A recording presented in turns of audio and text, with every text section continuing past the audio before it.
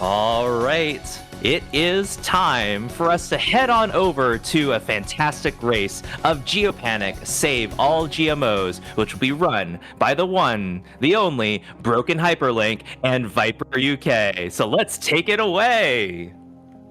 Woo! Right, we'll kind of cut a bit of introduction short. This is Genopanic and ViperUK. With me is Broken Hyperlink alongside me. Yeah, we did the Save All GMOs category. We'll explain it a bit more as we get into it. This game was released a few months ago, so the game really isn't that old. It has released, I think it was 4 months ago or something like that, maybe 5, maybe a bit less than that. It's literally not been out that long. So, yeah, consider yourself seeing this brand new. Back in May, so it will be about 3 or 4 months ago then. Right, so time is going to be when we hit the enter on the file. So I'll give us a countdown. Are you ready to go, Linky? Yeah? Yep. Right, here we go. 3, 2, 1, let's go. Oh, good luck. Okay, so Genopanic released, as we were saying before, released back in May. So like I said, it's only a couple of months old, and the game is supposedly, if you ask the developer what sort of game they made, they will tell you it was not a Metroidvania. However, when you see us going into the game, you'll realise very quickly it very much is a Metroidvania. We even get started, like in typical Metroidvania fashion, or Metroid fashion, you get put on planet, as you can see, in our ship, and we're immediately off, and off we go. Now, a few things to kind of point out. Now, we have these buckets which we can kick over, we don't have to, but they're something that you can do. It's tradition.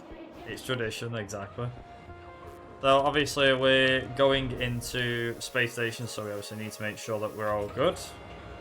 So we'll be doing this by... There's a lot of running across the levels and things like that. You'll see a lot of running towards the second half of the game. A lot of movement tech. There's a lot of movement in the first half, but less so. So in terms of like what the difference is to categories, there's 2 main categories. There is Save All GMOs, there's any percent. Now we have got the prologue, but we'll get to that. So the first up we have is these little puzzles, which again, I don't know if you could say that this is Metroid-like, but it is part of the game. We need to do that, but that unlocks this like lift sort of thing. And then what we're going to do here is we're going to have to wait for a train. So whilst we're waiting for said train, this gives me about 30 or 40 seconds to kind of just talk a little bit about the game. So I was saying before that there is several categories. So the any percent involves us just getting through the entire game without saving any of these GMOs. The GMOs that we're saving, there's 6 of them in the entire game. Obviously we'll go through them one at a time. The first one being Chungus. No joke, that's actually what it's called.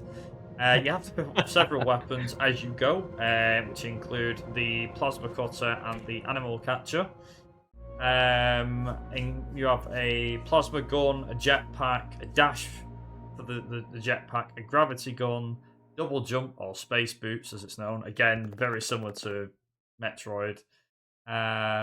We also have a ice gun and a flamethrower in there for good measure. So a variety of different weapons. So the way that this works is we're put on this space station and we need to go to investigate. Apparently something's happened at the space station. Again, if you've played a Metroid game before, then you'll definitely realise, wait a minute, this sounds very Metroid-like. Again, it wouldn't be one, would it, if it didn't act like it? So, first thing we've got here is the power's gone out, so we need to go and immediately go and get the power back on again. That is worth mentioning that the record, the any percent, has been brought down dramatically in like the last 2 days, I think it is. Which has been unbelievable. We have our first switch puzzle here. Now again, between myself and Linky, we've only been running this on and off. Not too much, but I played the game through casually and was like, yeah, this game seems quite fun. Let's play it a bit more. And I did struggle a lot. What I also found, and this is kind of something that's very funny, because Linky mentioned this to me, is unbeknownst to me, I'd already found the first speed tech, I guess, of the game by just playing it through.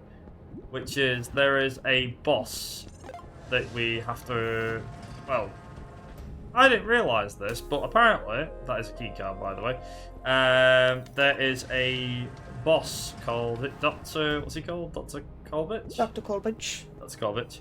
And unbeknownst to me, I didn't realise that he was in the game, because I by accident played the game through and was like, wait, there's a boss in this game, where the heck's he? Then realised, wait a minute, is he just a side quest? So it turns out that there was he basically were able to skip him. So we tried it with the regular, played it through again, and was like, oh, this is where Kolbich is. I had no idea I skipped him. Again, it was by complete accident, but it happened. So we found Speed Tech the first playthrough. Which is Yeah, really what good. happened was you got to a point and you were like, this area, I don't like it, it looks too difficult, backed out and just left the area. I had no idea. And then when we checked to see why you were missing an enemy or whatever, we checked and seen that it was Kolbich mission, and we were like, how did you complete the whole game without fighting him? I had no idea that we were actually supposed to fight him. So first thing you'll notice as well is immediately some things are afoot in the space station. There's these like acidic bubbles everywhere and stuff like that. So we're now going to start seeing some of the various characters. You'll notice as well there's a lot of these save cubicles which we're going to be going through. Now it is worth noting, I haven't mentioned this, there's two bars in the top left corner. So top left, first the bar that shows like a battery is your health bar, and that you get basically 3 hits, although we have recently found out that you get iframes, is it? So that you're able to damage abuse. Now, there are certain cycles here, we're not going to, again, we're going to play it very safe for this, obviously with it being a marathon and everything. So the idea of this run is obviously not, unlike regular Metroid games, where if you die, that's the game over. This one just resets you back to the last checkpoint. So these save icons do a few things, which include fill up your jetpack that you'll see. So immediately here, we're going to jump over here, just like this, and there we go. So there are hidden messages in this game as well to kind of help with the plot, but like I said, we're going to be skipping a lot of that because they're actually not necessary to beat in the game here. There's quite a fair bit to find, so you have several weapons to find, you have all the GMOs, some of the emails which show, well, letters, I think the messages tell you about something called black liquid. And this black liquid is supposed to be like some sort of alien life form. Now again, all you get told is that something's happened on this space station. It's up to you to find out what it is. And there you go. So first things first, we're coming up to, or at least I am, I don't know how far Linky is, but we're coming up to the plasma cutter, also known as the sword. Left. Yeah, just that same here going on. So there is going to be, I'm just going to kind of give a bit of a heads up, like that. For example, there are going to be moments in this that may scare you a little bit, just as a warning.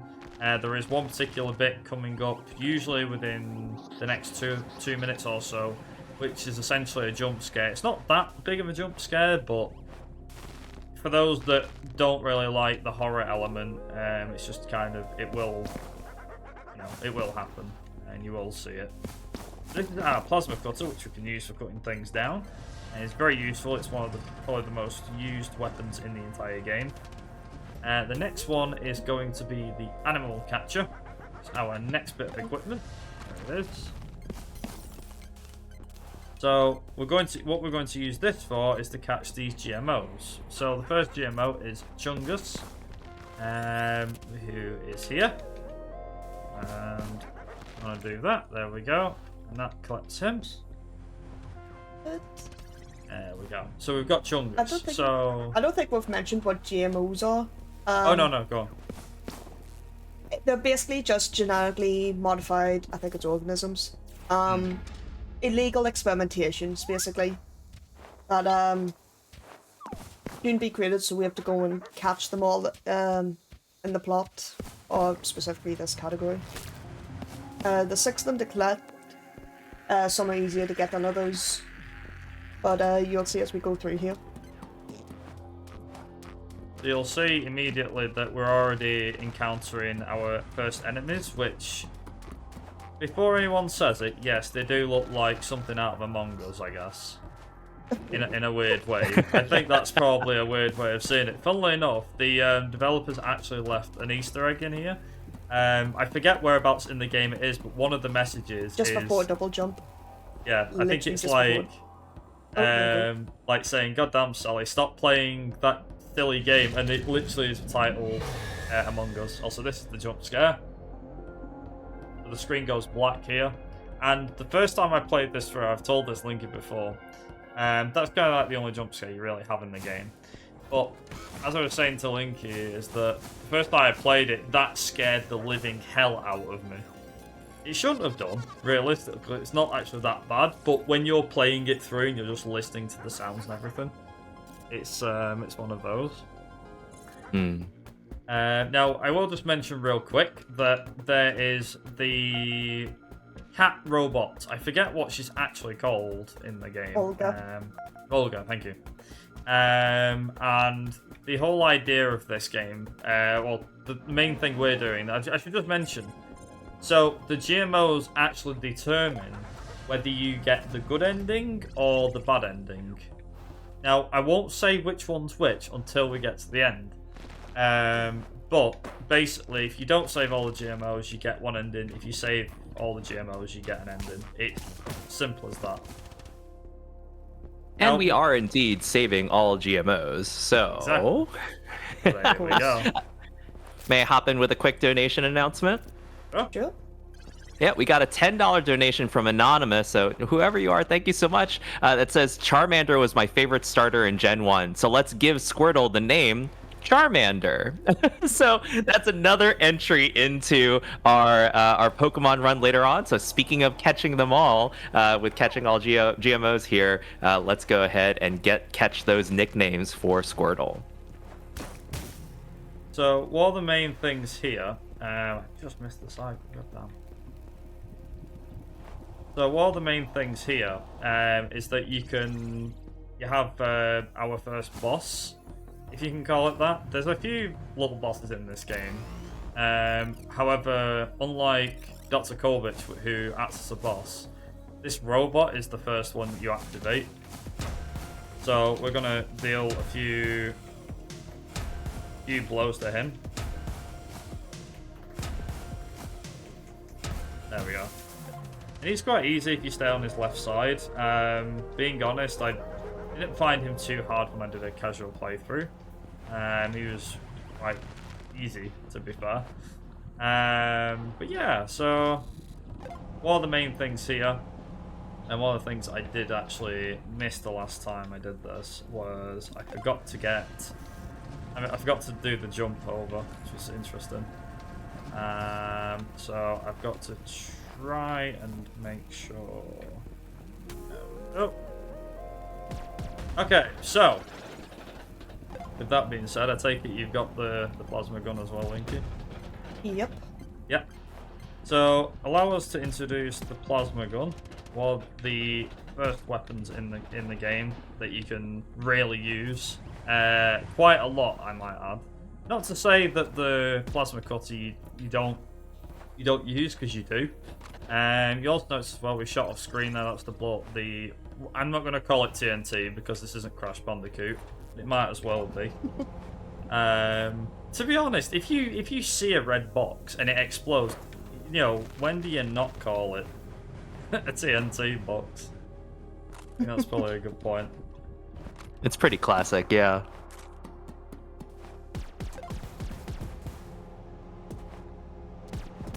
Okay. Not quite there, I nearly got killed, but Lucky that. That was very lucky. I missed a shot. Oh god. So did I. I missed one too. It was like unlock strikes twice. Okay, I'm gonna have to. Here we go. Now, you can, if you so desire, you can jump through a lot of these, past a lot of these enemies and things like that. It's completely up to you. I will just say, like I said, the any percent doesn't require collecting the GMOs at all. You can beat the entire game and not have to collect any of the GMOs. Which is quite funny, really, because, like I said, that gives you one ending, you have the GMOs for the other ending. But one thing that has been found recently is that the death frames, the iframes, call it whatever you will, is a case of it allows you to get past certain enemies a lot faster, and just overall beat the game a bit quicker as well. It's really nice. Now, obviously, like I said, we're gonna, well, at least I am. I don't know about Link here, but I'm playing it safe. And one of the main things that is definitely worth a note is where the most time save actually came from with this game originally was not just because of the skipping the Dr. Kolbich boss thing, but it also happened to be because of how little times I died. So that's actually a thing as well. So obviously, the least times you die, the faster the run will be, usually, but it depends as well. Obviously, you've got to go fast as well. It's not just one or the other. You can't just, oh, I don't know. Let's say you want to go fast. Okay, great. But then if you die, it's a case of do you really want to waste that time? Getting slower. Oh god. Okay, so I missed that jump. Shame. Well, I didn't jump at the right time, that's fine. And there we go. So we've got out one of our first main parts in this game, which is the jetpack. And the jetpack will come in very useful, like very useful.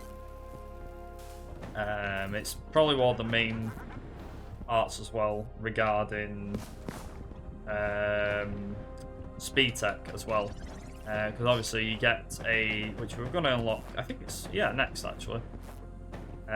So all the main speed techs in this is getting a dash pack, and the dash pack is ridiculous. It allows you to save so much time.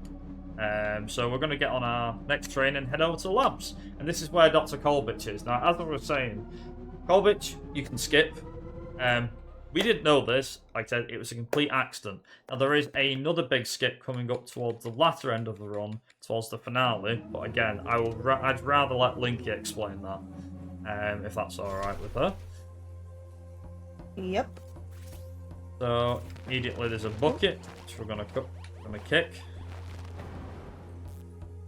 So you'll notice that a lot of our comrades here, they have been killed by something. So that's our next GMO. Now, it is worth noting that the labs has a fair bit that can kill you if you're not careful. Not as bad as the fire area, but it can really hurt you if you're very unfortunate. So you have to be careful about that. You'll see what I mean here as well. Get rid of that. Unfortunately, that thing will actually stay dead. Oops. Nice. Now, unfortunately, I didn't quite get the pattern with the acid. Ooh.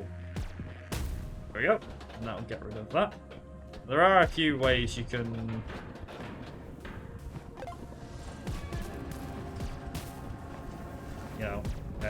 get yourself sorted out. Now, you can kill the eye thing that's there. Probably worth mentioning that. So there's a fair few enemies here. One of them is like a big blob thing, which we can actually jump through and over. It's actually quite easy to jump through. I didn't think you could, but there you go. Real nice. I think something just exploded. I don't know what, but anyhow. So now we have Dash Pack, which makes this part of the game a lot easier. Now, I won't lie to you, the Dash Pack does kind of scare me. Because obviously now that basically means the game is on steroids, essentially. Because now everything's going to get sped up tenfold. So we've now got our speed tech. Essentially see this as probably a good way of doing it is to say that this is very similar to speed booster mechanic, I'd say. Metroid. So. Not quite no. the same. Ah! But it gets very quick. Now, as Linky's just kind of proven as well, dying on this is quite easy to do.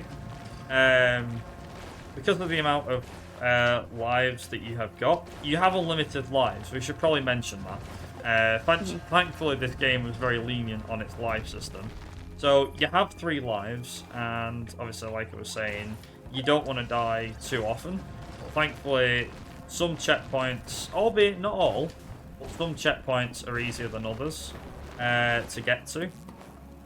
So that's our next weapon, which is called the gravity gun. Now we need to collect that one particular bit. We have to activate that one particular switch. Now, thankfully, ain't too bad. And hopefully do this. And quite. There we go. So we have a interesting dilemma on this one. So what happens here is nice, I got it.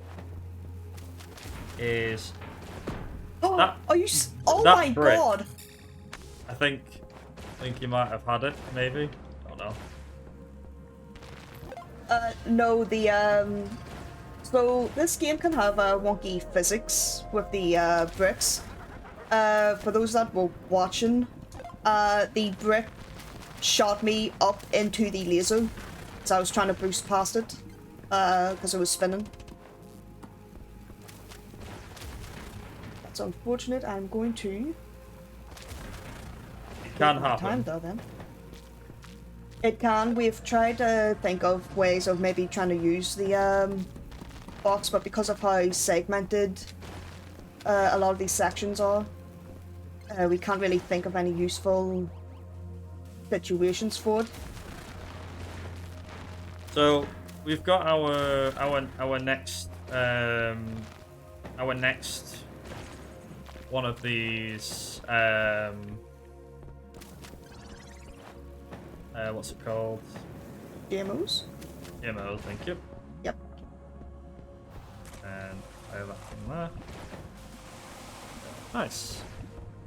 Is Toxie, and Toxie is the acidic one. Now, thankfully, we actually have 2 GMOs back to back, according to my notes, anyway. So we have. So we've got Toxie, which is the one we're doing right now, or that we have just done. The next one is called Moncat. So you may have heard before that we had what sounded like a cat meowing. That is because that is Moncat. Moncat is essentially a monkey and a cat mixed together.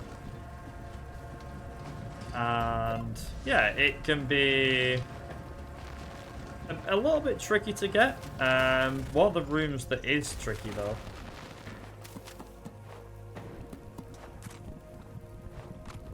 is this one here. So I'm gonna let my battery pack thing charge here, this jetpack.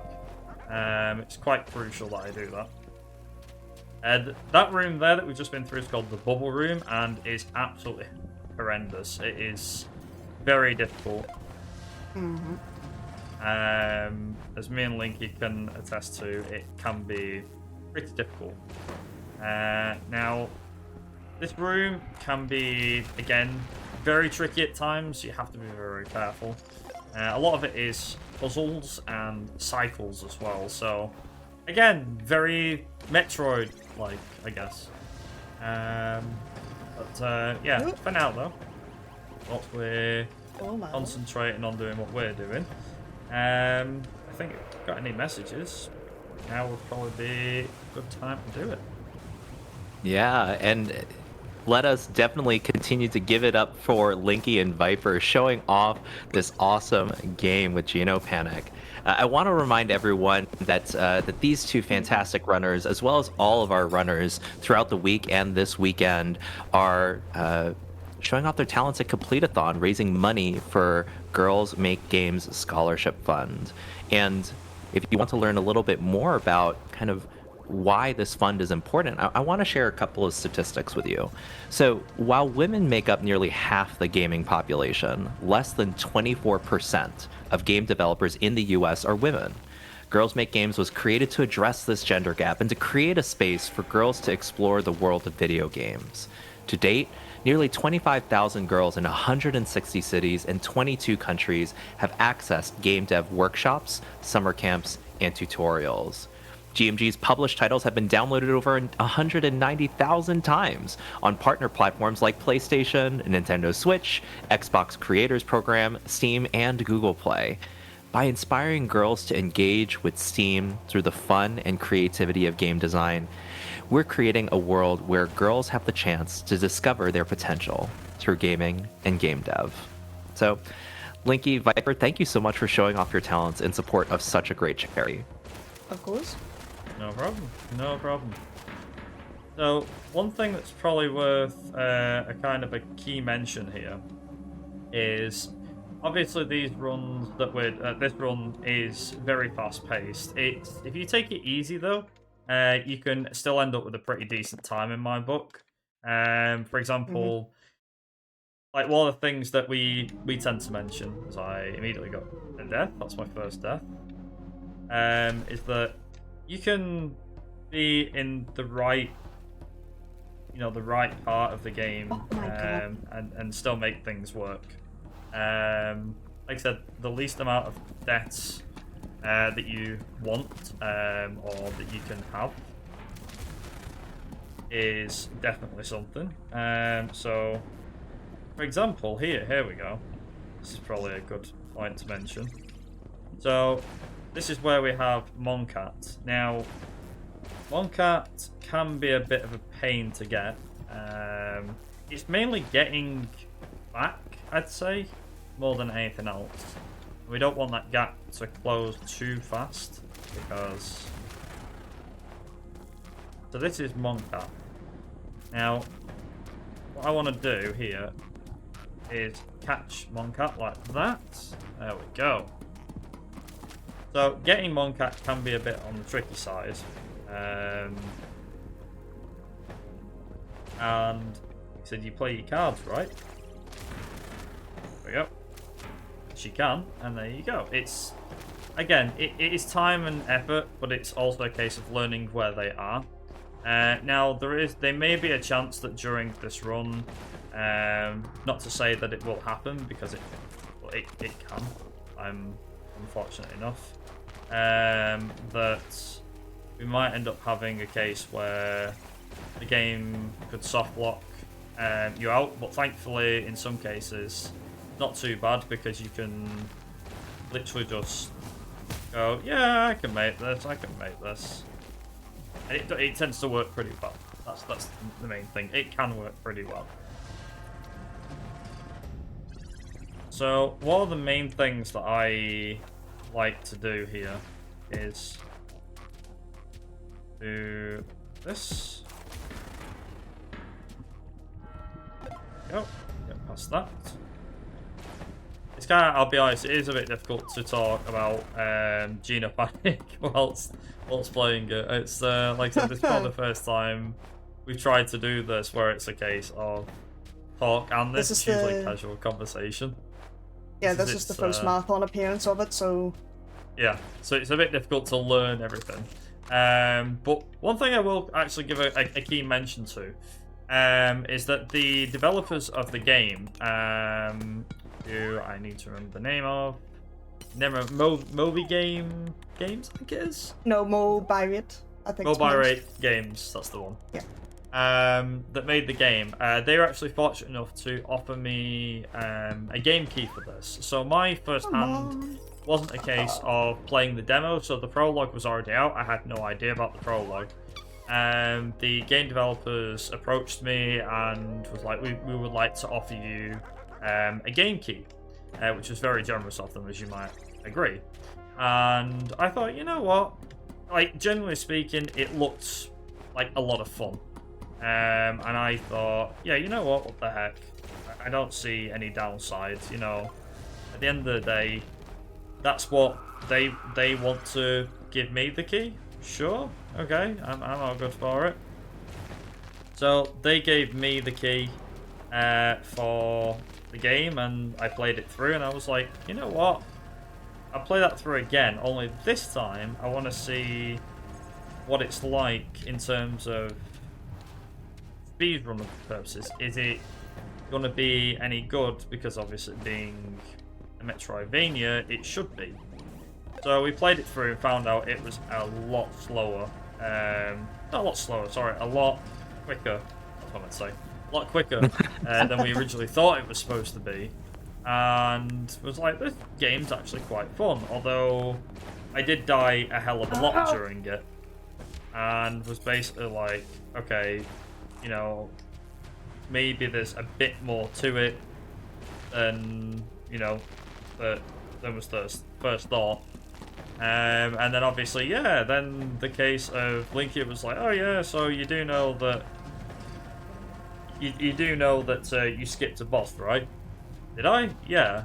On when I did my run, I had no idea. So we found out that saved 10 minutes, I think, off the run. I don't think it was 10, but it was definitely a third chunk. Yeah, it was quite a while. And Leaky was telling me, it's like, hey, you know, you saved like quite a bit. And I was like, oh, huh. I had no idea I saved this much time. So because of that, we was like, okay, I guess we've got a, what do we call it? The Kobich skip, was it? Yeah, just Kobich skip. So we've got that one as the one that shouldn't have happened but did happen. So that's the accidental, you know, that is the accidental skip. Which Now, are honestly my favourite skips to find. One of the funny things about this is that a lot of this is cycle based. So you'll see us, or you'll see me at least. I'm pretty sure Link will do the same, to be fair. Waiting for certain cycles, and yeah, it's one of them. You'd rather wait for a good cycle than to make anything, you know, to make things worse. And it's like the same with climbing down as well. So, for example, here I've got to somehow, I don't know how, I guess. Okay, looks like I'm doing this the old-fashioned way. I've got to wait. This is what I meant when I was saying about waiting. So what you can do is you can slowly, like that, you can wait. Also, the creatures are apparently having a party. Don't know how, but they are. And we have an extremely easy puzzle here. Now, it is worth mentioning, we did find something very interesting out, which we haven't mentioned yet. So, one of the things about this game, or two things about this game, is that if you use, I think it was the analog stick, we found out that you're able to do them puzzles a bit faster. So you're able to, as long as you're able to do them a little bit faster than if you're using, I don't know, I can't remember what it was exactly, but yeah, we basically found out that you could do things It wasn't a bit quicker. It wasn't that, it was if you are holding two directions at once, you are slower in those puzzles, so you ideally want to be holding one single direction at a time. to speed you up. Whereas one of the key things that we found regarding a few of the other games was like, well, actually another key thing that we found regarding this game was that we found that if you did, if you played the game at, I think it was at, oh, that was it, yeah. So if you play the game at 60 Hz rather than 144, the meter that you use for jetpack and everything else was actually went down a hell of a lot slower than it should have done. But that's if you play. So basically, a higher hertz meant you're able to make that Give you bar a longer last meter. longer. Yeah. Whereas if you played at 60, it would be a case of, I don't know, maybe the physics worked better at 60. We've not really tested that. It was only by complete chance that Lincoln noticed, oh hey, I realised my meter's not going, like, my meter's going down a lot slower. So then I said, well, I play at 144 Hz. She then changed hers and realised, wait a minute, the bar goes down slower? That's an interesting one. Okay. Also, probably worth mentioning, allow us to introduce you to what is known as the main villain, I guess, in this game, which is known as Black Liquid. If anything, I find it rather funny because it's called Black Liquid, yet it's purple in colour. So should it be purple liquid? I don't know. Either way. So this is the Black Liquid stuff. It is like a goo. It reminds me very much of those old 80s movies that you used to see where it's like the stuff. You know, back in the 80s when they used to make films about goo instead of actual monsters. Anyhow, moving on with the conversation. So, one of the main parts of this game, which is still my bugbear, is this part here. So these are called crabiders, and they are a mixture of a crab and a spider. I know, very creative name, right? But these creatures don't die. They only die via fire. Now, it's worth mentioning, if I die here, then I'm in trouble because, well, essentially I get respawned back to where I should be. So I'm playing this again, playing this rather safe. So there we go. So we've now unlocked the flamethrower. You can see here these are the next alien life form that you can actually finally kill. Now, it's probably worth mentioning that obviously we've now got our flamethrower, which means we've now got to use it a lot more. Like I was saying, crabiders don't like fire. They hate fire. You see, we've got to destroy their nest. Now, I'm not being funny, but the game decided to eat my input there. That's very nice of it. So that can happen. I can have inputs eaten, which is unfortunate. So we'll try it again. Especially on the corners of platforms. Just about. Very lucky though. Yeah, I took a death because of a corner. So, one of the main things about this is that... Oh god, just about made it. There we go. Nice, okay. So, we've got past the 2 sections of Black Liquid. Now means we've got to make sure that we're... Oh, crikey. Forget about this. That's a new one. I've not said that before, not for a while. Crikey. Right, so we have to go through this section here to get this here. Now this little creature is called Leafy. And what we need to do with Leafy is we need to capture the blooming thing. Now, unfortunately,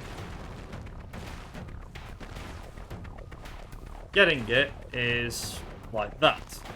But you can soft lock yourself, unfortunately. Because for some odd reason, unbeknownst to us, yeah, you can unfortunately get yourself caught up in a bit of a tangle there. And that's kind of the end of that one. There's not much to say on it other than there are times where the game will be a case of it.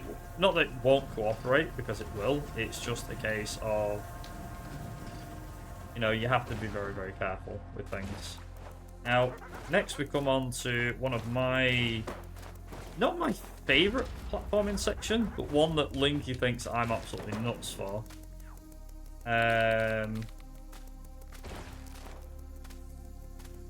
Because I get very close to the lasers, like very close. And she thinks I'm nuts, because I can do that. Because you decided to double jump instead of glide. Yeah. And I do it every time, and it scares her every time. So, I'll do that there. And we're going to get across there, like that. And like I said, for me, it's mainly just making sure that I can at least... There we go. Do that to get through, and we're out of the fire section, and we're going back up to, I'm not going to say the surface because it's going back up to the main area. So out of the heat, we'll call that was like the so for those that have ever played Metroid Fusion for the Game Boy Advance or know of it, you'll know that there are several sectors in the game. And essentially, the part of the game that we're currently in is a bit like... It's a bit like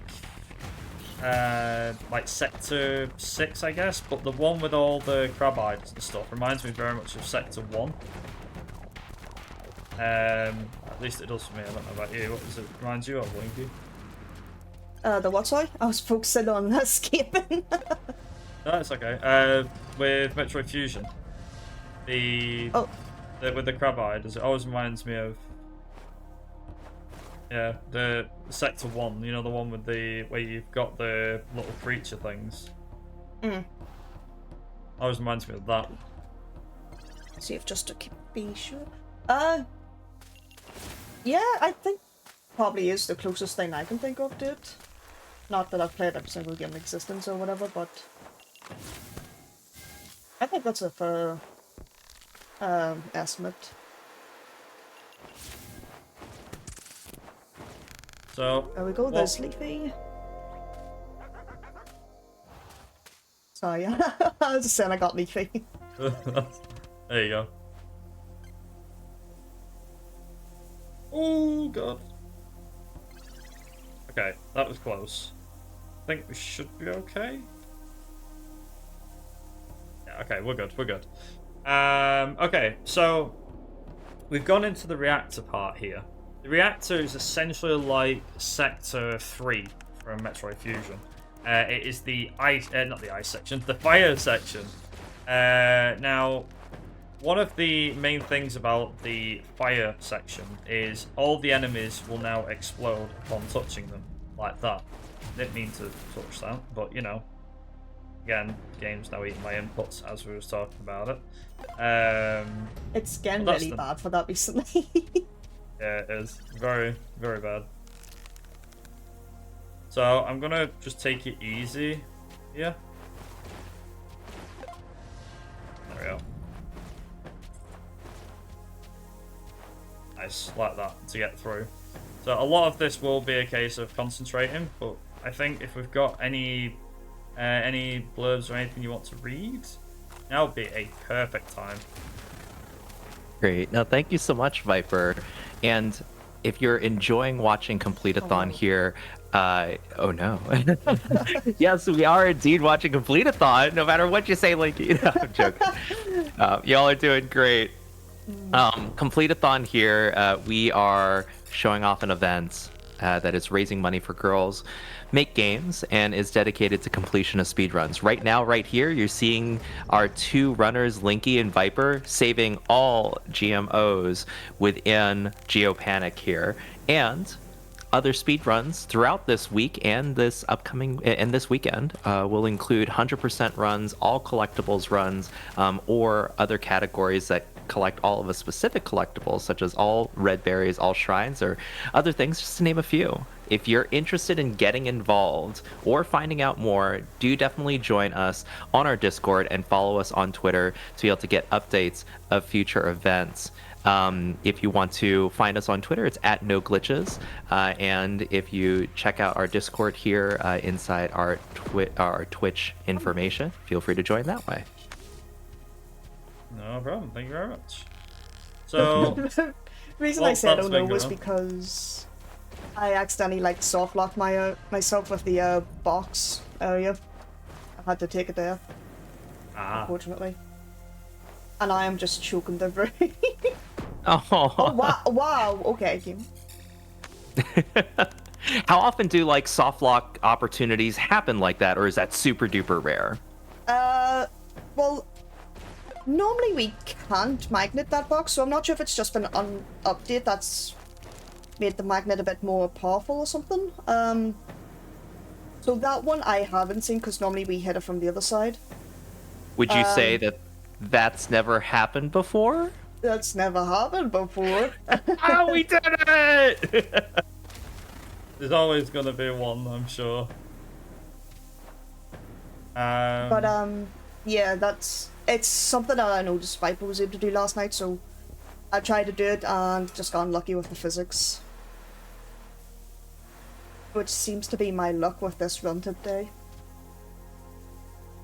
I know how But you it feel about that one. happens. So there is one bit the bit that I'm currently at the moment, which involves a lot of fire trails. Now, if you happen to die here, which thankfully I didn't there, much to Linky's annoyance, I'm sure. RPG. But basically, that makes the game. It doesn't soft lock the game, but actually no, it does, because what happens is you've got one of the main things that happens is you have a point where the game goes, oh, I don't know if I want to behave today, and then it just somehow doesn't want to behave, and yeah, it is a fun one.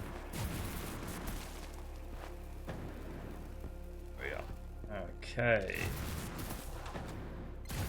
So what I'm going to do here is very careful. But yeah, it's mainly a case of just making sure that you're not in any sort of danger or anything like that. Now, thankfully... Oh dear. Okay. Oh, okay. I mistimed that. That was one. I didn't think that there was going to be two of the... Sometimes you can get two of the fireballs chopped down and you like that. Which is one thing for sure. Now, again, I'm going to play this super safe. Nah, play it risky. Take a couple more deaths. But the main thing wanna. we need to do is we need to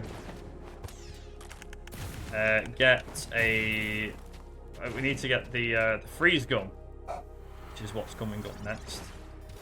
And then once we've got it, we then go and save the next one, which is Blaze. Now, funnily enough, essentially now we're able to pull all of the ice particles down. Now, Blaze, I would say, is probably one of the hardest ones to save, because the room that it's in is ridiculous. It just doesn't. Sometimes it will behave, sometimes it won't. I've not really found it to be too difficult on some occasions, but for the most part, it can be a bit of a pain. So we'll see how this goes. So first thing first is we need to do... There's a lot of having to solve puzzles, but the puzzles aren't like really difficult. That's one thing I will mention about this. Puzzles in this don't really go too far. So if you're someone that worries about, oh my god, I remember playing Metroid and I had to solve something, because Metroid games do sometimes come with mysteries and puzzles and stuff like that. This game thankfully doesn't require too much input regarding that, so usually all good in terms of that. And I run through the same door as that dog. Okay, so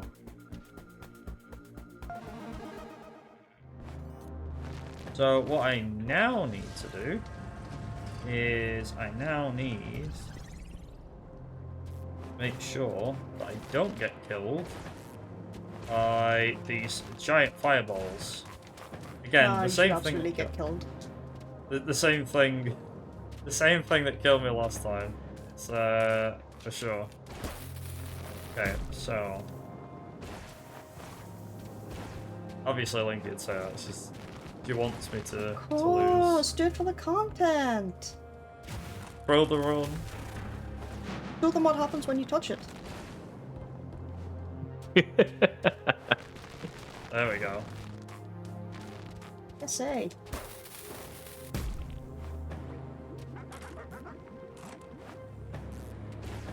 And we got there we go. So we got Blaze. Oh, I tried. I tried. You Oh, did. but this one looks good. Got it. So the next thing that I need to do is we've got quite a bit till our next part, because between now and the next one, so our next stop, our next checkpoint is essentially going to be, it is, let me get this right, it is the, I think it's the water section after this, and then ice. Yeah. So this is all the key things here. So we'll be doing, you have fire, water, and ice. Obviously we've done land, so it's fine.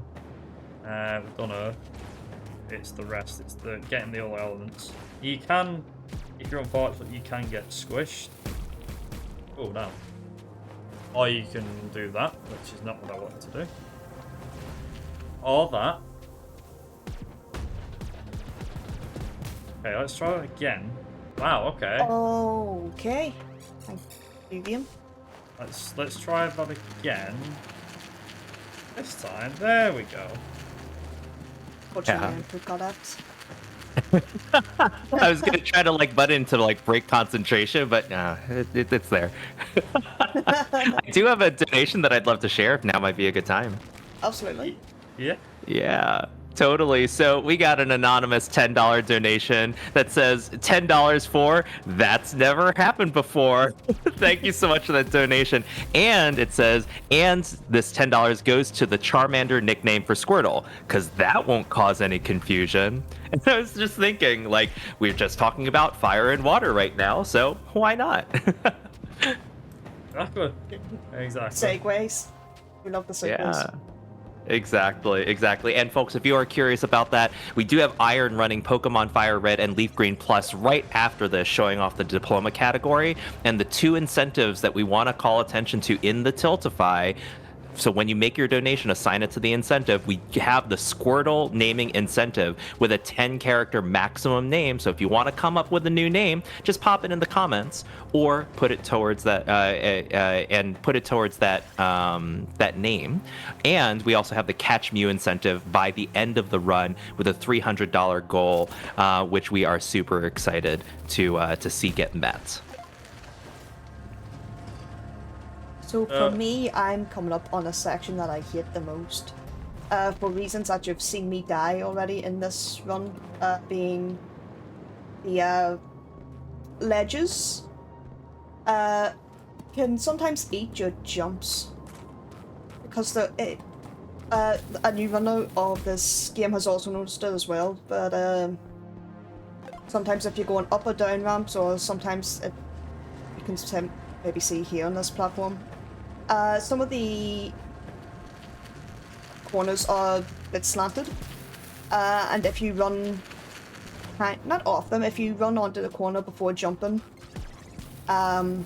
it takes that as a jump. So essentially you only have one jump when you're expecting two and die and everything. It is very annoying, and I have that issue a lot when getting the freeze gun as the first jump of that room. So we'll see if I survive it or not. My money's on no, given how this run's been going for me. So one of the main things that we are at now, for me at least, is we're on the part of the run that gets a bit silly. Because now what we've got these creatures that seem to wield... Now, I'm not being funny, but they do remind me a little bit of, like, as characters, because of their hairdo, I guess, their hairstyle. Reminds me very much of them being, to me it feels very much like they're female characters. I could be way off, I'm not sure. So we have this like mini boss here, and there we go, and she's dealt with just like that. I remember when we did try, didn't we, and skip the this mini boss. Yeah, we tried. Not a lot could happen. So we're now going into an area called Collector, which is the, as you saw, it's the station sewer system that we're going into. We fell into, and there's no way of skipping this. The whole part of the whole part of this section can't be skipped. There's no way of skipping any of it. Now, to kind of, funnily enough, keep on top of the whole Metroid sort of similarities, is there's always a water section somewhere. Fusion, it was Sector 4, I think. So we've got a few creatures in here. So you've got these like squid-looking things, I guess you could call them. There's also some frog things as well. The frogs give you like a fair bit of damage as well, if you're not careful. Oh dear. So what you have to make sure the frog does here is you have to make sure that he takes that valve. Which you can do. Now, I'm not quite sure, but I think it is. There we go. Okay, so everything's all good. There is actually a few things you can do to make this section a bit easier as well. So, for example, I'm gonna make sure that I don't. There we go. I have to be careful as well. I get very nervous when I'm on like my last life, for example. Oh damn, okay. The box went there. Also, that has that's one of my favourite lines there. It's just like, hold your breath. Oh right, yeah, forget you're a robot. And it's like, really? You had to say that. I have to admit, like, for that line, for some reason, it tickles me. I don't know why. It's like, hold your breath. Oh wait, you're a robot. I forget. You don't need to hold your breath. So as you can see here, there's a few like whirlpool things which we're going to stay like well clear of. And the main thing that we need to do here is we need to go and get the valve, because the valve is missing. Now, this is the longest part. I think the water section is not too long. To be honest, it doesn't feel that long, but it could be. I think it's just because of how slow it is. It feels like it takes forever. Yeah, that's true. So I got what we that need- dog. Yeah. So we've now got to get up here. So we need the valve, and the valve is up here. Thankfully, that tongue can't reach that far. So we're gonna make sure we can. There you go. Just drop down there like that. One thing I will mention is checkpoints are going to start to become a bit more scarce in this section. You'll find that there is particular sections where you'll be going maybe a minute or two, or even 3 minutes. Like you might have to do up to. One of the reasons I was saying about the crab hiders why I hate that so much, because there is such a long time. There's a lot of things that can kill you if you're not careful. So you have to be very careful. So, oh, look. Oh, there we go. There we go. So, unfortunately, that frog can be a bit of a pain, so I'm going to deal with him. And shoot that over there, like so. Now, thankfully, we can get this platform here. Now, this for me, although it's not too bad now, but that platform particularly used to be my absolute bare bone. I used to hate it so much. And this is another particular section I don't like. So one of these can turn off, then the other one can do it.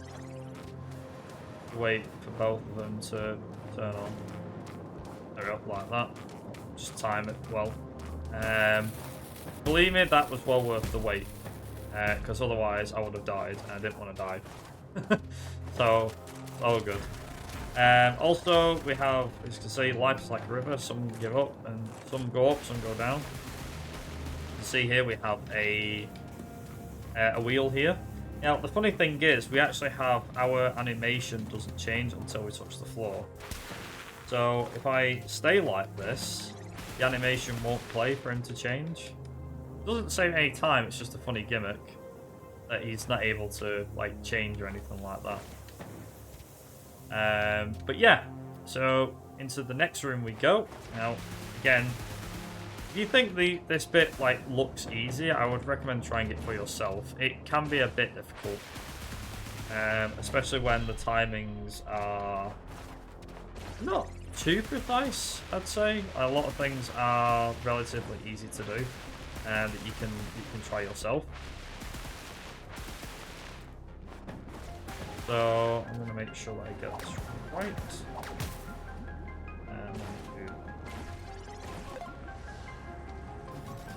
Oh my god. Oh, okay. I'd be lying if I said the marathon knobs won't get into me. It's the marathon nerves. The marathon knobs, no!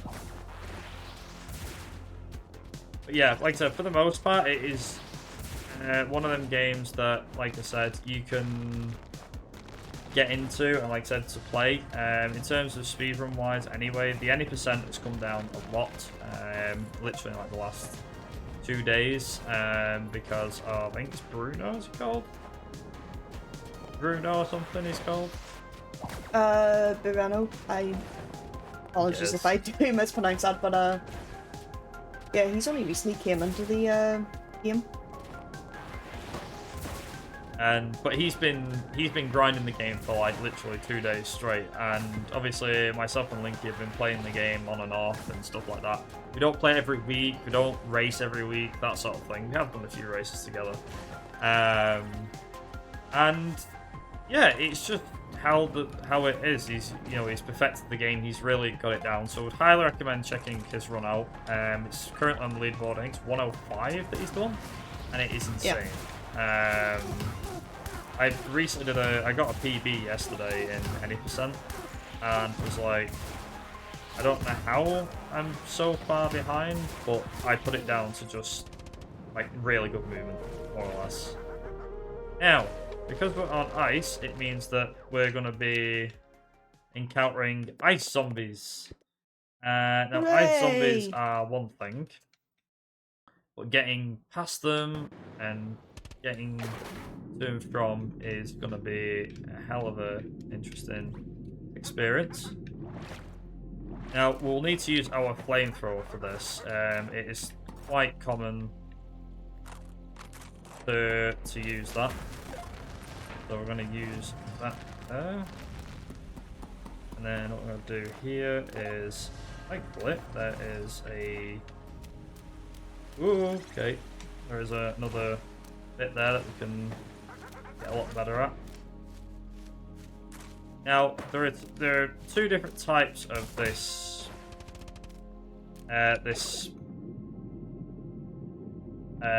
ice zombie. So there are ones that sneeze and the ones that just don't sneeze. They don't do anything. It's fine. And we want to make sure that the ones that sneeze. The thing is, as well, is that if they try and attack you, then what will happen is they will actually be able to send their stuff through. Yeah, they'll actually send their little snot goblins to you, or their ice goblins, I guess you could call it. I don't know if that's the right one to put it. But basically, they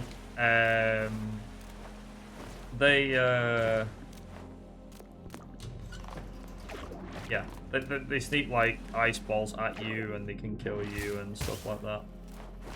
Now, I've got to wait for this guy because, unfortunately... There we go, and that's why. Nice. It just caught him on a wrong cycle there.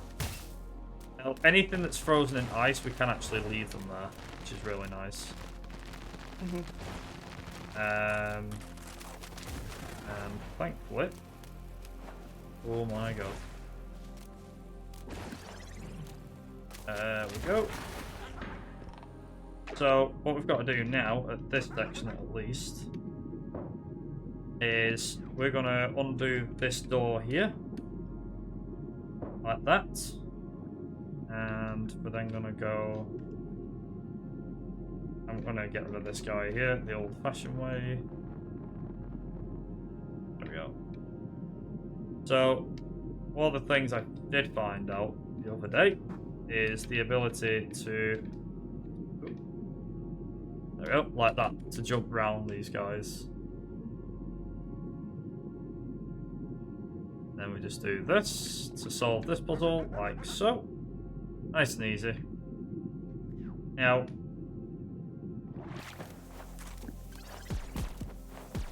I think, for the most part, it's a case of... Sure, I get this.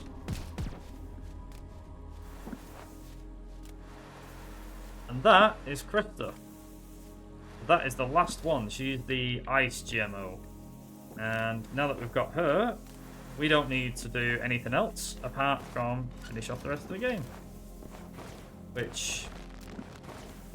Just to kind of mention something real quick. So the game doesn't change too much in terms of what you need to do. You do need to sidetrack into other areas because of, you know, because of what's going on, but all good. So what we're going to do here is we're going to jump through here, and there we go.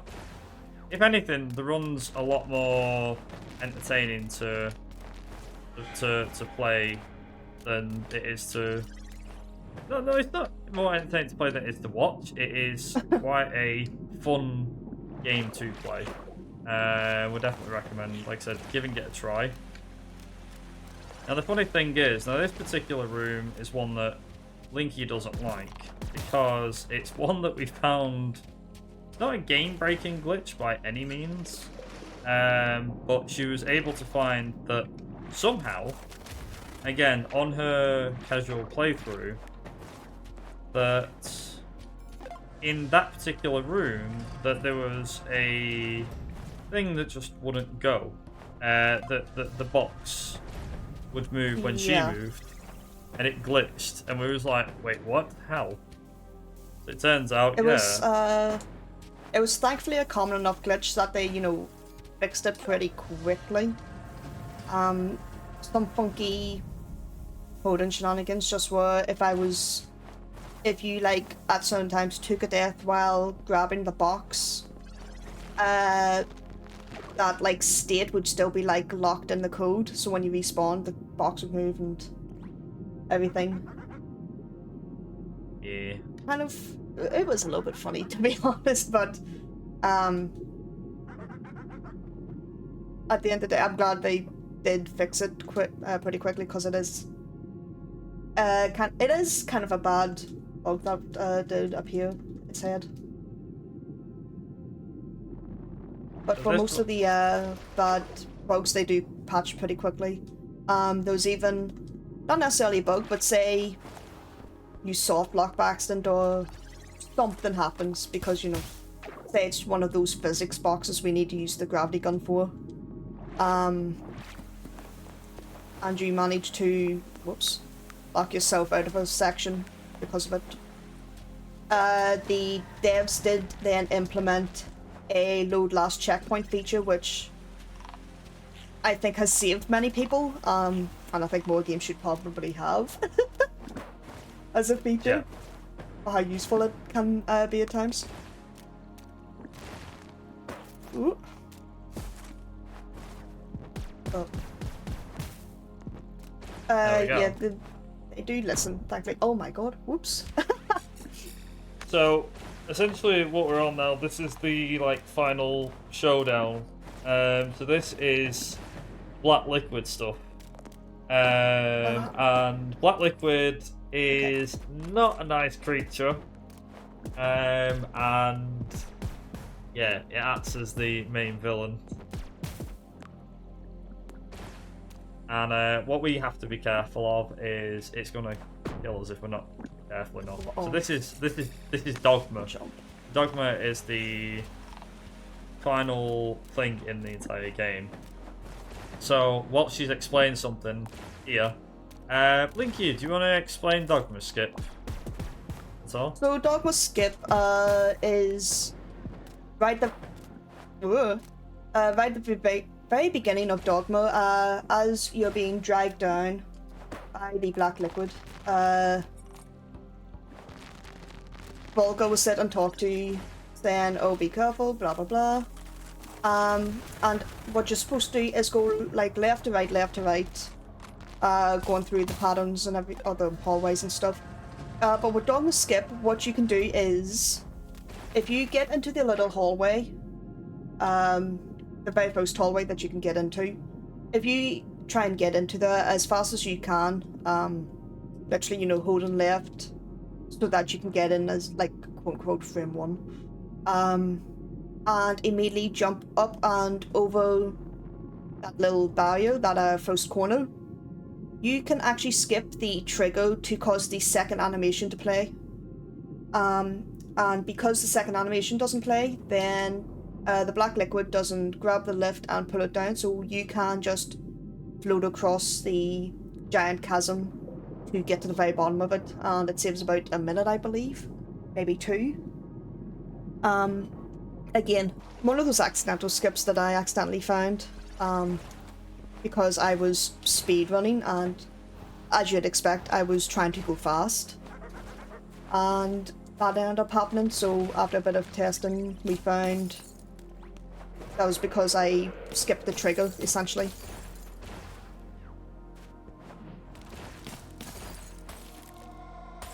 So, very simple skip to do, but it's just one of those handy ones to do anytime you're doing a run. Yeah, it works out quite well. My Dogma's already off to a flying start.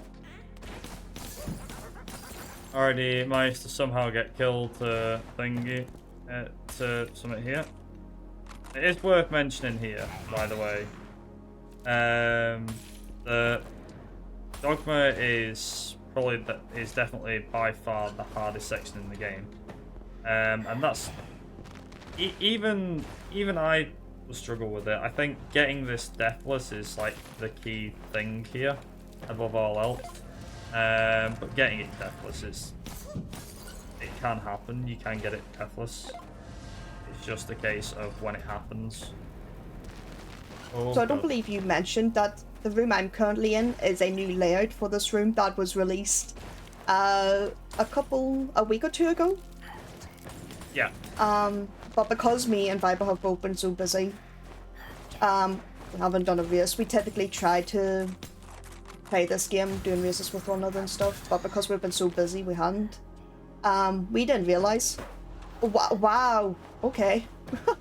We didn't realise that the room had changed its layout. Yeah. It didn't be too big of a change, but it was a change. And obviously it was one that we didn't account for. So luckily it was like, oh yeah, we've managed to make sure that we've not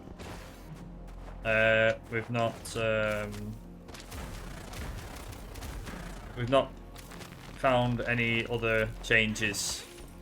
That's another thing as well, like, we went through the other day and just to check, there was nothing different regarding any of the GMOs, because we wasn't sure, oh hey, yeah, they could have changed, like, several of the rooms that we didn't know about. So that was a fun time. It wasn't too bad though, I mean, like I said, we didn't, other than that one room, which, being honest, was a hell of a lot better when after it got changed. Was a case of, oh hey, yeah, the devs have changed that room, and it didn't make the game that much faster, but it did make it. I'd say it made it easier. Yeah, I prefer that room a lot more.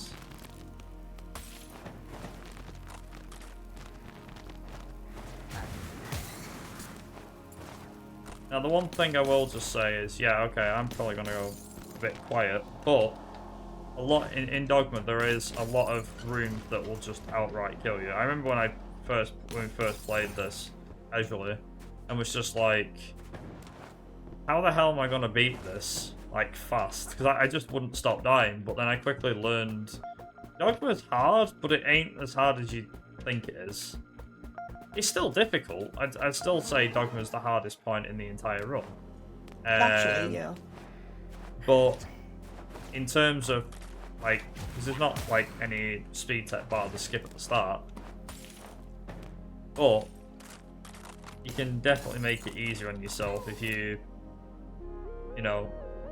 just learn the rooms and everything. I mean, again, this is just all basic knowledge, I know. But just have to make sure get it. There is also one other thing as well, which is that there is rooms that will manage to kill you in one hit if you're not careful. And thankfully, I've got past most of those.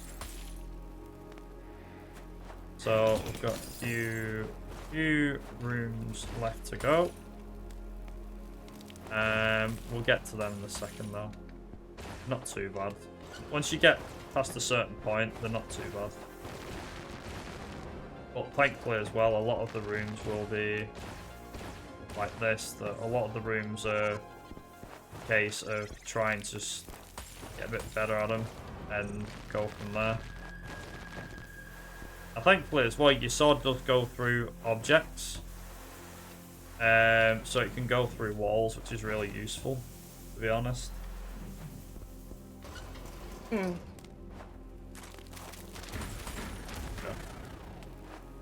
Okay.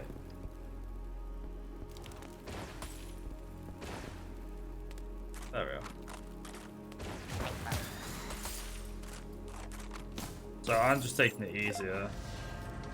Again, it's the finale, so you want to be taking it easy, because again, there's not that many checkpoints to go over. Yep.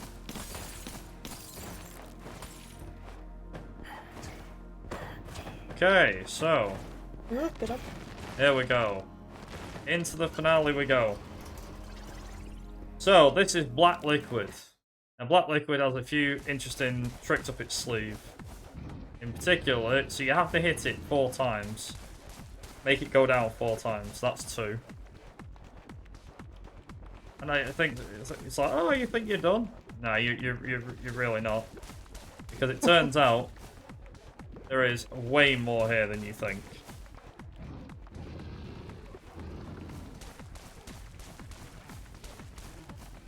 There we go. Third one done.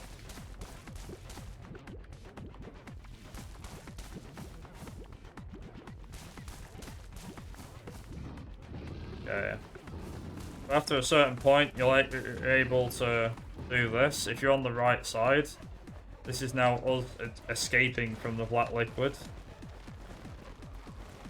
And I'll just mention as well is get ready on time for this run, because it's coming up pretty soon.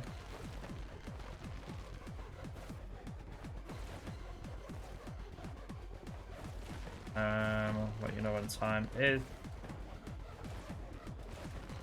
It'll actually be when I have got in the rocket.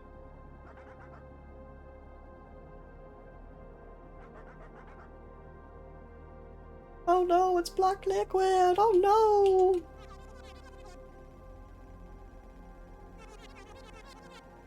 Unfortunately, I don't know. See.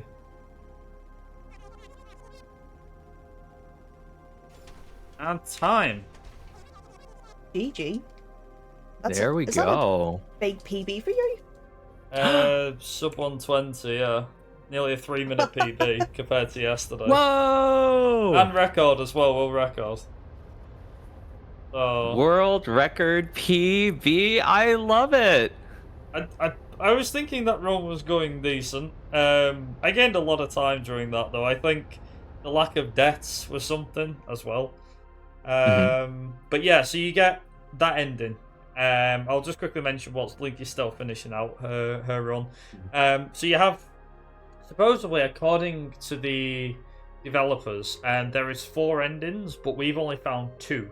Now, we could be missing something, but it was announced that there was 4 endings originally when the game was released, and when it was announced, and there's only 2 endings that we can tell. So the 2 endings you get are this one, where you get in the rocket and you sail off with all the GMOs, and you go and tell society, we've got a big disaster, we need to go back to that thing and destroy black liquid. If you do the any percent, you don't save any GMOs. Even if you save like 5 out of 6 GMOs, the rocket leaves without you. You stay behind, and the rocket leaves you behind for you to somehow fight the black liquid stuff on your own. And as with any run as well, we need to have a look at in-game time, and it was definitely PB 1:17:55, so 2 minutes behind my 2 minutes ahead my PB. So yeah, Wow. I'll happily take that. Now there is a There funny you thing I found before. So if I go on to start game here, you'll notice this is a bug that we found, but I noticed how to activate it. So Link, you might be able to know this. So when you go into select stage, you'll notice the numbers are 1, 2, and 3. If I move from my controller to my mouse now, you'll notice immediately all the numbers change to 1 because it's changed the control scheme. Oh, So, that's what caused it? I thought it was just like waiting a minute or something. It's still a weird bug, but this is actually a bug that's been bugging me from day one. No pun intended. Where it should be 1, 2, 3. I guess they need to fix it in the game's code. Just to kind of mention a couple of things. First of all, thank you to Complete Fun for allowing myself and Link to race with Genopanic. Second of all, glad to see a marathon debut go so damn well for this. Despite the lack of talking on my part. Oh, you're doing great, Linky. We got two out of 3, so it's fine. Or 2 out of 2. But the other thing is as well is like to Moby8 Games who made the game. I managed to get in contact with them, and I said thank you for sending me a game code for this, for allowing me to play it. Without it, I wouldn't have been able to pick this game up and enjoy it as much as I have. Casually wise, this game is fairly fun. We also have a miscellaneous category which we've recently added called Prologue Only. The game got a prologue. It's not sold as a demo, but essentially it is a demo. And you get to play through like the first 15-20 minutes. You don't get to unlock too many of the weapons, and I think you only can save 1 or 2 of the GMOs, if I remember correctly. But you can complete the prologue in like 15 to 20 minutes. So if you want a taster into Genopanic, you can get Genopanic Prologue, which is for free on Steam. You don't need any, it don't cost anything. And that'll also allow you to get used to a bit of the tech. Not the dash mechanics, but like the hover mechanic, you know, the jetpack mechanic, and how to say GMOs, and how the laser cutter works and everything like that. Just to get used to the whole game. There is works, from what I got told the last time I was in contact with the developers anyway, was I was asking if there was a Genopanic 2 in the pipeline. Obviously they're waiting for the first one to see like the sales and everything. I would genuinely love to see a sequel. Not only this, they have mentioned about there being updates for the game. Obviously they have been updating the game as they've gone on. Would highly recommend joining the Genopanic community. It's not that large. I think it makes up of more casual players than speedrunners. That's not to say that they probably won't appreciate, you know, the publicity and everything like that for this game. Because like I said, it is made by a small developer. This is an indie game. You need to keep that in mind. I believe the game's on sale for $8 on Steam, or $9 something. It really is a good bargain, I'd say, for the game that you're getting. You know, you're not having to pay like 50 or 60 bucks for this game. And honestly, generally speaking, in my personal opinion, I've been taking a strong niche towards indie games like last year or two. And for me, this was definitely one of my... I'd probably go as far as saying games of the year. I don't really do games of the year, but I think for me, this is definitely one of my favourite games that's released this year. And the indie scene has been pushing these games out like mad. Not just Metroidvanias. I know there is a lot of Metroidvanias out there, but pick this one up. You will thoroughly enjoy this, for sure. And like I said, there is a bit more story to it. There's some fun achievements in there. There is some extras along the way. Like I said, there is some pages to collect that give you more information on Black Liquid. But not only that, there are voices, people like deceased people and stuff like that that give like messages and stuff. And they will give you, you know, funny glimpses into like the modern society with gaming and stuff like that. Like I said, there's an Among Us joke in here somewhere where the space boots or gravity boots, whatever they're called, are. So they have got nods to, you know, modern gaming. And yeah, would highly recommend giving it a shot. I don't know where Linky's up to. Have you finished, Linky, or are you still getting there? No, I'm a couple rooms behind. Okay. But yeah, like I said, would highly recommend giving this game a shot if you so desire. Now I will just quickly mention two quick last things before I forget. Like I said, apart from the obvious shout out, which is to ViperUK Games and the Genopanic developers for putting on a great show. For making the game, that is. But the second thing that I want to kind of mention out is there's cut content with this game. Now, the details of it aren't relatively known. However, I was mentioning to some of the hosting team here is that there is a press pack. Feel free to go and have a look at it. You can access it via Keymailer, which is a website for indie developers and also AAA games as well. It's on the website as well. And on the website as well, thank you, Linky. And if you go into said press pack, you'll get to find, obviously you'll have images, screenshots, that sort of thing, regarding the game and that sort of stuff. But the one thing I will mention is there is actually, I want to say hidden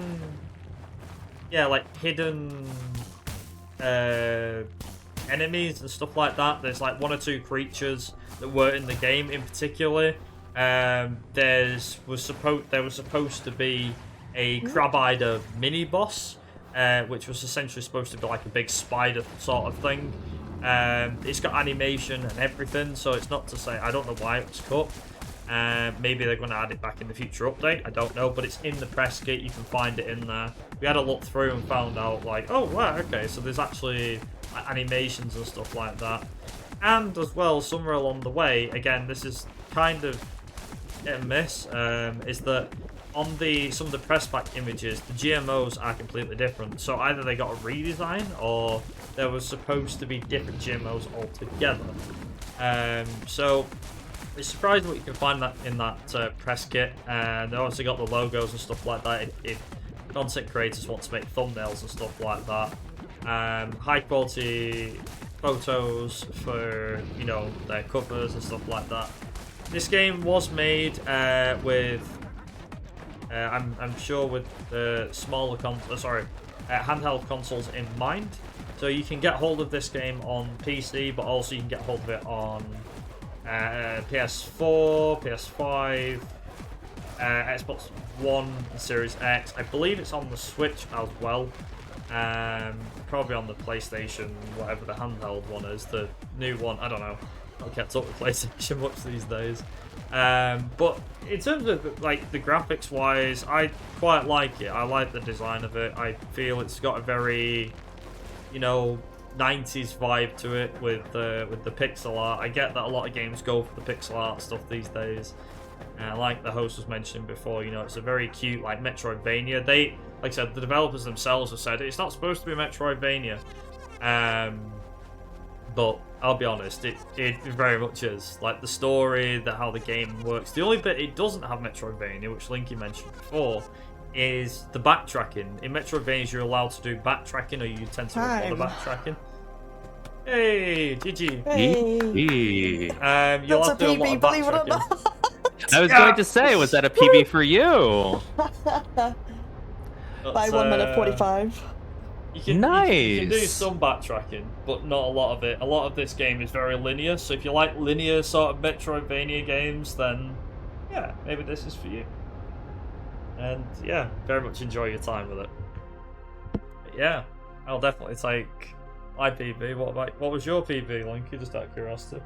Yeah. 1:29:29. Nice, short of 10 minutes off. Very nice. Yeah. Incredible. It Still is have a PB. lot. I'd still have a lot to practice with this game, and also just get a bit luckier with some of the stuff. Try and speed up the credits a bit here to see what the final time was. I think a 1:27:10. A 1:27:27. There you go. There we go. So yeah, that's the game. I hope everyone enjoyed. That's the game. That's the game. I do love this game. It does have some issues, but again, what game doesn't? Mhm. And the devs are still, you know, actively working on it. So a couple of us have mentioned a few of the issues, and hopefully, then a couple of updates they'll get fixed. Because I know they haven't recently, but that's because they were actually working on the Steam Deck verification. So this game is now playable on the Steam Deck as well. Ah. And there were a couple things, more major ones, like, you know, fixing some localization issues, some layout differences and stuff. But I hope now they just finish, you know, tweaking those final few bits to make this game great. Because some of those devs were a bit painful. I won't lie. There you go, you see. We get that, though. We get that. Yeah. It all just comes down to learning exactly where to jump, when to jump, how much to jump by. All stuff I'm still personally learning, but hey-o. Viper, where can we find you? Where can we find you yapping on Twitch? I'm on Twitch over at Viper Races. You can find me there when I'm streaming. I usually do racing games, so to see me do something like this comes as a bit of a culture shock for a lot of people, I'm sure. But yeah, I usually ranting, raving about, well, anything really, and yeah, it can be chill, it can be hectic, it depends what's being run lately. I've been doing Burnout Dominator, so that's been a bit hectic. But yeah, that's kind of me in a nutshell. Where can people find you, though? That is the question. Fine. Well, you can find me over twitch.tv/brokenhyperlink. I don't have a very regular stream schedule. When I do, it's some wacky game typically. Genopanic's probably my most normal game that I play. Because typically I run the bad or obscure, but those are not mutually exclusive Sonic games. As you've seen a couple of days ago, I did Sonic Non-Stars Racing on the Java mobile engine. That was a lot of fun, and that's probably more custom to my style, but like I said, I enjoy Genopanic. It's a lot of fun. I'm a fan of Metroidvanias and Metroidvania-like games, but apart from that, thank you, Complete-a-thon, for having us. Excellent. Well, Viper, Linky, thank you so much for showing off Genopanic. Super exciting to hear all of the insights and information that you have. And yes, let's definitely support indie games here. And super excited to see a double PB right here at Complete-a-thon 2024. Congratulations to both of you. Thank you. All right, excellent. Well, folks, we'll be coming up with more Complete-a-thon just coming soon, so feel free to get up, stretch, grab a drink of water, hydrate or dihydrate, and we'll be back with more Complete-a-thon in just a little bit.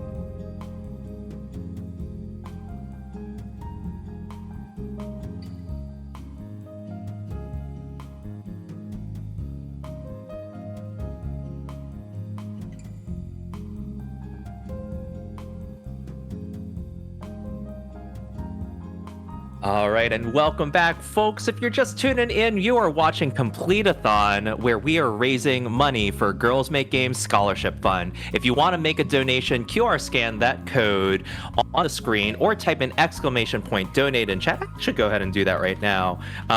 Grab that donation link and consider making a donation to this awesome cause. We have two incentives that are live, both of them applying for the next game. So we need to get those donations in, and do not forget to apply to that particular incentive. The first, that is super urgent right now, is we've got the Squirtle naming bid war. And this one's a little special. You have to choose that particular poll, but in the comments, go ahead and put in your favorite name. What we've got is right now is a race between two names, though another name can still enter the fray. We've got Nickname with $50 and Charmander with $20. Definitely really fun to see that coming through, and do consider making those donations, and you can snipe that Squirtle nickname for the entirety of this Pokemon Fire Red and Leaf Green Plus run that will be done by Iron in just a little bit. And we also have a Catch Mew incentive by the end of the run. What we will do is have Iron catch Mew. That's right, the one, the only Mew. We are at $20 out of $300. So please go ahead and get those donations in. We want to see this Pokemon action.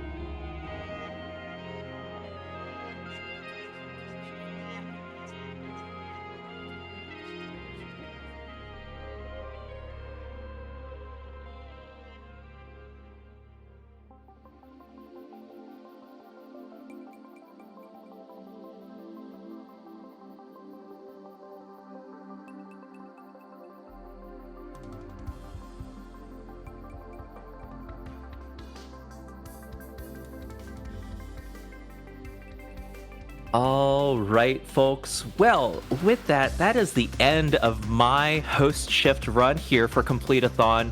Once again, my name is JD Puppy. It was a super fun time being your donation reading doggo for both last night and this morning. I am absolutely thrilled to pass along the host mic to the one, the only lab member. Go ahead and take it away.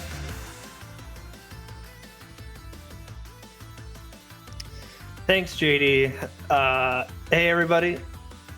Really glad to be here for another amazing day of Complete-a-thon 2024. I'm lab member. This is my second host this week. You might recognize this disembodied voice from a couple of runs on Wednesday. Looks like we're currently setting up for Fire Red and Leaf Green Plus for those of you at home that wish to stick around for the whole run. As you can see on the screen here, the estimate is 5 hours and 40 minutes. So that is a good reminder to get yourself something to eat. It's kind of lunchtime over in Central Time, maybe really late breakfast over in Pacific Time. Might be even having dinner over if you're over in Europe. And always make sure to drink a lot of water. Stay hydrated. It's good for you. But yeah, the folks over behind the scenes are getting that run all set up. So stay tuned. I'm looking forward to it.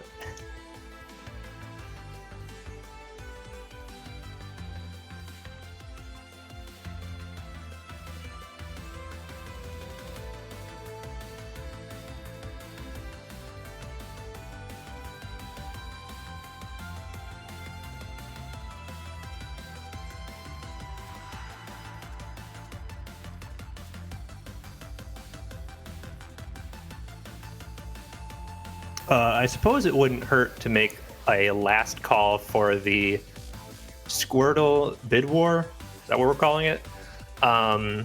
If you type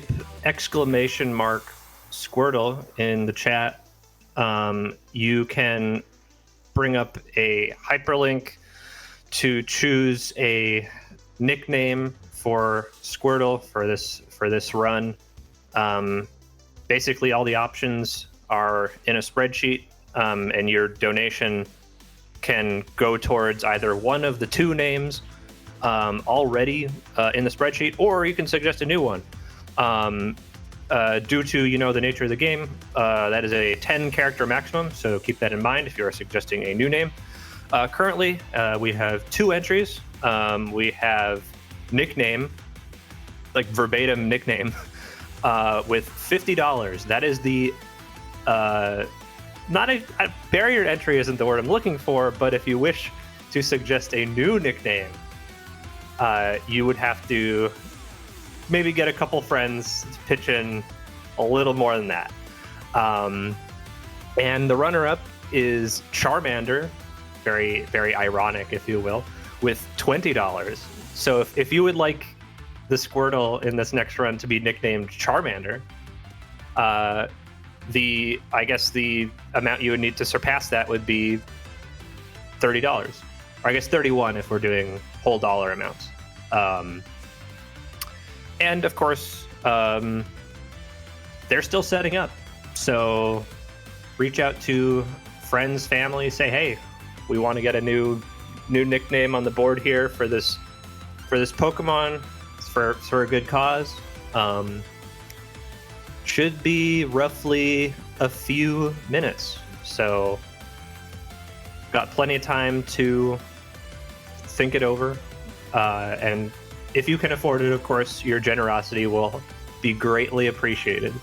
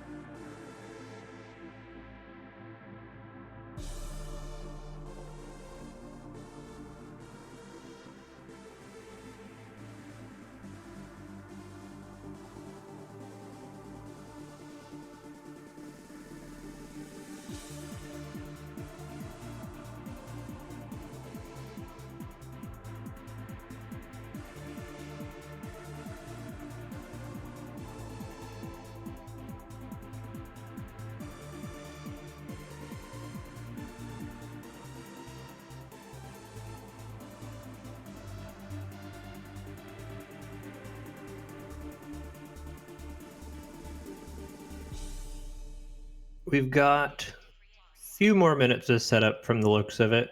Thank you all for your patience at home, and thank you to all the staff members that are not appearing.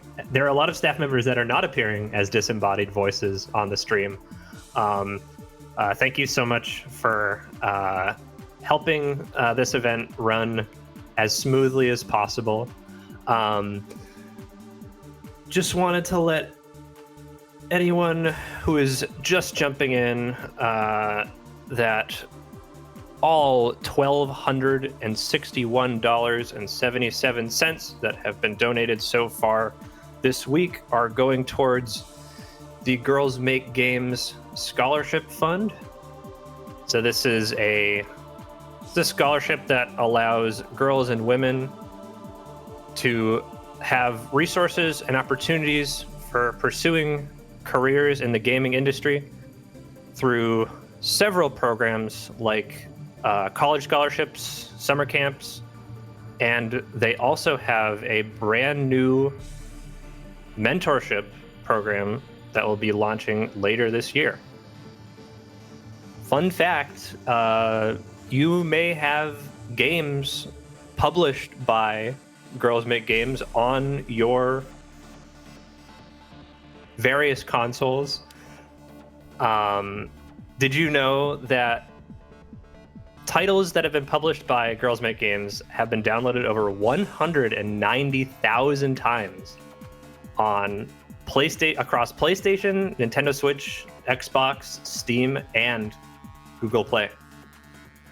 If you'd like to see more games from this group, this would be an amazing cause to donate towards.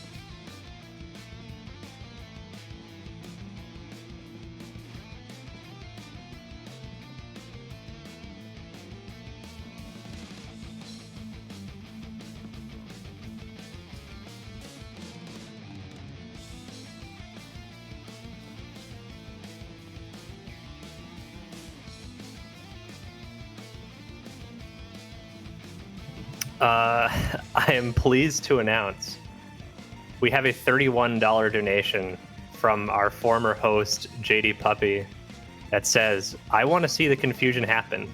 Let's go." Charmander for Squirtle's name. And with that, it seems we have a new leader in the Squirtle nickname bid war with Charmander is now set to be the nickname for Squirtle in the Pokemon Fire Red and Leaf Green Plus run coming up in a little bit. Still plenty of time. Just gonna put it out there. The barrier to, not exactly barrier to entry per se, but I guess the new ceiling now is either $2 whole if you would like nickname to reclaim its place as the as the winner of the bid war. And you are open to suggest any stream-appropriate nickname with a maximum of 10 characters. Just include that in your donation if you check the box, I think, for the incentive. Should be a pretty straightforward process, hopefully. But yeah, if you're interested in pitching in towards this bid war, check the box for the nickname and put the nickname that you would like in your comment. But yeah, thanks JD for sowing the seeds of chaos, if you will. It's going to be very interesting to see the runner and commentator refer to Squirtle and possibly its evolutions as Charmander this whole time.